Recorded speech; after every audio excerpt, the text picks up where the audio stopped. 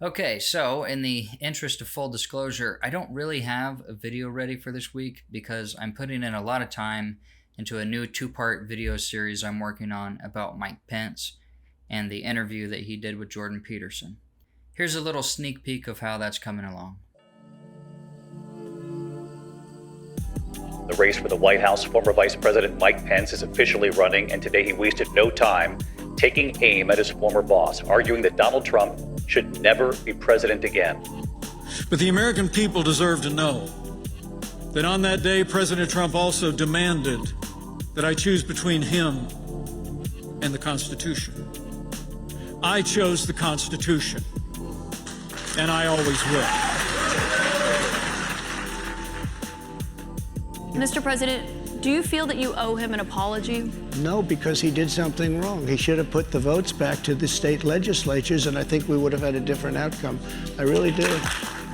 If Mike Pence was president, we might see a return to something like blessed normality. So instead, I thought I'd read an article today, which had some mind-blowing stats about Black Americans that I had to share with all of you guys. Let's get into it. Okay, so this is an article from The Hill. It's titled, "Many of America's Black Youth Cannot Read or Do Math, and That Imperils Us All." It's by Armstrong Williams. There is something deeply troubling happening in this country. I thought I had a grasp on it, but I was gravely off base. I hosted the Republican candidate for Virginia Lieutenant Governor Winsome Sears on my TV show, Your Voice, Your Future, on November 1st. I had planned to ask her and the other guests questions on issues ranging from the November election to inflation to the current presidential administration. However, in Mrs. Sears' first response, the entire course of the show changed. In my first question, I asked her what is wrong in Virginia and how it can be fixed. Her response startled me. She told me that 84% of Black students in 8th grade lack the ability to do math, and 85% are functionally illiterate. I could not believe this. In fact, I thought she had misspoken. My researchers quickly fact-checked her words, and they confirmed this sad reality. According to the National Assessment of Educational Progress, which is a sector of the U.S. Department of Education, 84% of Black students lack proficiency in mathematics, and 85% of Black students lack proficiency in reading skills. This astonished me, and the hour-long show became dedicated to examining what's behind these numbers. Still, I left the studio perplexed. How could this happen in schools located so close to the nation's capital? I have reported extensively on the educational plight of Baltimore, but I thought this issue might be unique to that city. Was this happening nationwide? I had to get to the bottom of it. My team and I scoured the NAEP datasets and found a trend that should concern every politician, indeed every American. In California, 90% of students cannot do math or read well. In New York, the numbers are 85% and 82%. In Illinois, it is 86% and 85%. In Texas, the numbers are 84% and 89%.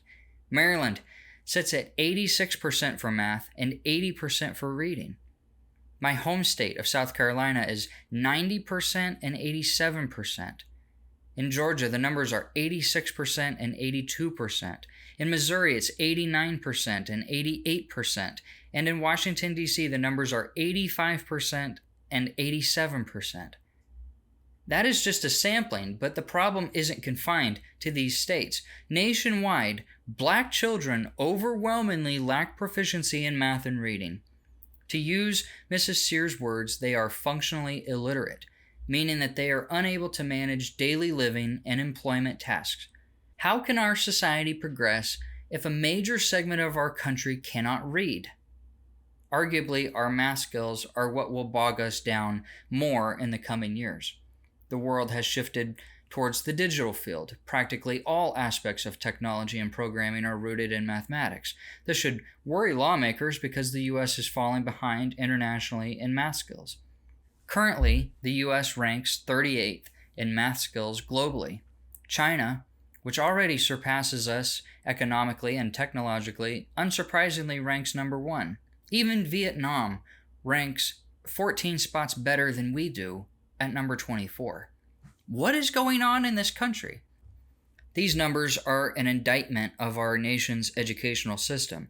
Across all subjects, we rank 25th globally in education. Think about that. The largest, richest, most powerful country in the world is failing miserably at educating its youth. Are they not the future of our country? The truth is, we are seeing the devastating results of this already in America. Think about the incompetent leaders we elect. Only an incompetent populace can bring to power such people. To quote the 18th century French philosopher Joseph de Maistre, every nation gets the government it deserves.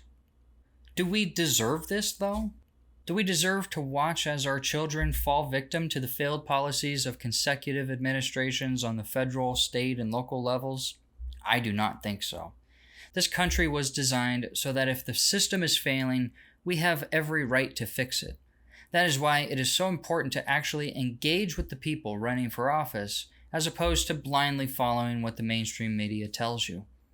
Clearly, if the people the establishment wanted in power were good at their jobs, there would be no need to force-feed propaganda down the throats of Americans to get their candidates elected. Now get a load of this sentence. America is supposed to be a place where people around the globe wish to come in order to educate their children and build better futures. If we cannot educate ourselves, there is no reason that anyone should think that we can educate others. Real leadership requires deep introspection as to the reasons we have fallen so far behind as a nation educationally.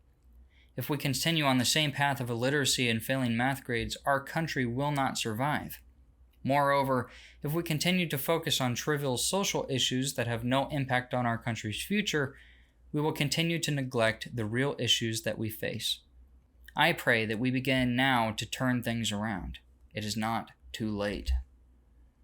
Now, I'm not going to go through this article and rip it all apart. I just thought it was interesting.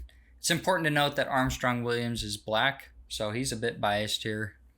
There's a lot of built-in assumptions into what he's saying.